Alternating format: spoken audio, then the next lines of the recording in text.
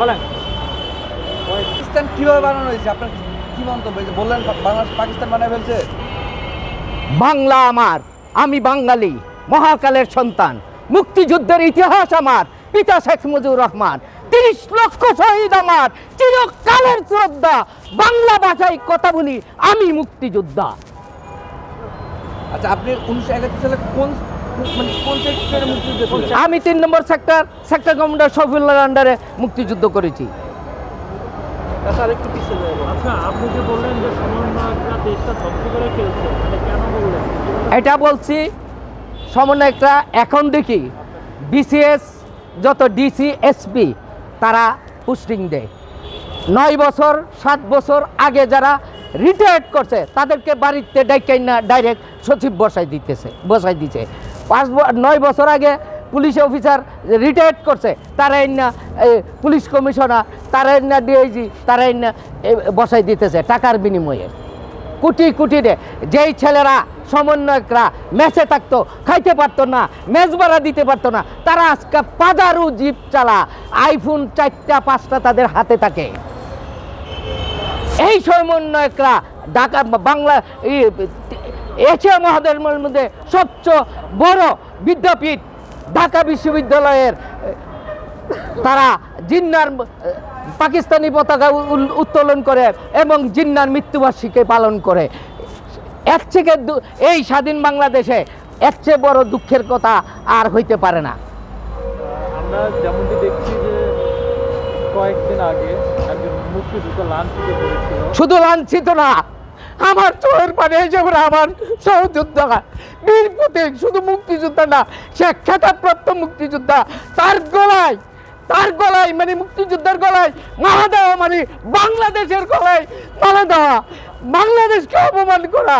বীর প্রতীক আব্দুল হাই কানুর গলায় মালা দিয়া তার সারা এলাকায় ঘুরে হয়েছে এবং তার এলাকার থেকে উচ্ছেদ করেছে। আমরা মুক্তিযোদ্ধারা জীবিত থাকতে এটা মেনে নিতে পারি না। সেই মুক্তিযোদ্ধা যখন অপকর্ম করেছে, মুক্তিযোদ্ধা হয়ে যখন লুটপাট করেছে, তখন আপনারা কোথায় ছিলেন? তখন আপনারা এমন কোনো রেকর্ড নাই আব্দুল হাই কানু, এমন কোনো প্রমাণ আপনি দেখান, একটা প্রমাণ আপনি দেখান আব্দুল হাই কানু কোনখানে লুটপাট করছে, কোনো ইয়া করছে? 8টা মামলা আছে। মামলা তো আমার কাছে এখন ইয়ে আছে, 142 জনের মামলার তালিকা আছে। মামলা হয়েছে সিরাজগঞ্জ, ঢাকার 142 জনের আসামি, এই যে নকল উড়াই আনলাম। তৎকালীন সময়ে যুবলীগ নেতাকে হত্যার দায়ে তিনি কারাগারেও গিয়েছিলেন। এখন মামলা তো তখন তিনি তো মুক্তিযোদ্ধা ছিলেন না, মামলা এমন ভাবে হইতেছে, মামলা যেখানে আওয়ামী লীগের আমলের মামলা, তখন আপনি কোথায় ছিলেন? কার নামে মামলা হচ্ছিল? কার নামে? হ্যাঁ, কানুন নামে 8টা মামলা আছে, সেগুলো একটা প্রমাণ আপনি বলতেছেন, আমি শুনতেছি, আমি বলবো আপনি শুনবেন, আমি প্রমাণ দিয়া কথা বলবো। আপনি যে মামলা হয়েছে একটা ডকুমেন্ট দেখান, তার কানুন নামে মামলা মুখে বললে তো হবে না। সারা বিশ্ব দেখতেছে, এই মিডিয়া সারা বিশ্ব দেখতেছে, সারা বিশ্ব দেখতেছে। আপনি কি মিডিয়া দেখেন না? আমিও দেখি, আমি সারাদিন এই নেটে থাকি। জনমানি কি বলে, প্রতিদিন কি বলে, ওই গোলাম মালা রনি কি বলে, ইয়া কি বলে, সব আমি সারা রাত আমি তাজ্জুদ নামাজ পড়ি আর এগুলি দেখি আর চোখের পানি ফেলাই।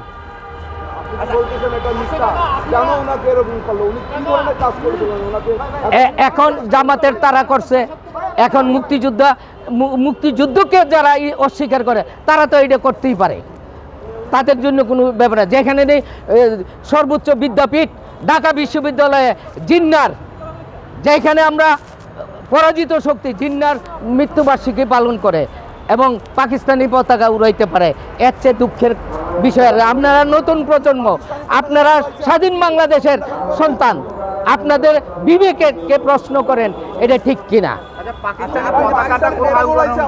এই জিন্নার যেদিন জন্ম ঢাকা ইউনিভার্সিটিতে, ঢাকা ইউনিভার্সিটিতে আপনারা দেখেন নাই? আপনারা সাংবাদিক আমারে প্রশ্ন করেন কেন? আপনারা দেখেন নাই পত্র পত্রিকায় টিভিতে দেখেন নাই? আমাকে প্রশ্ন করেন, আমারে কি বুঝাই পাইছেন নাকি? আমি একজন মুক্তিযোদ্ধা, আপনারা যা ভালো করে জানেন, আমাকে প্রশ্ন করেন কেন? হ্যাঁ, ইন্ডিয়াকে কেমন চোখে দেখেন? হ্যাঁ, ইন্ডিয়া মুক্তিযুদ্ধের সময় আমাদের সর্বোচ্চ সহযোগী ছিল।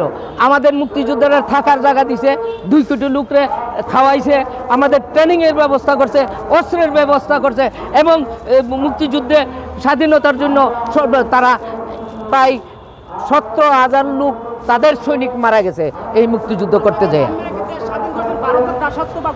নো, স্বাধীন করছে আমার। হ্যাঁ, আপনি কে? Who are you? আপনি কে? নো।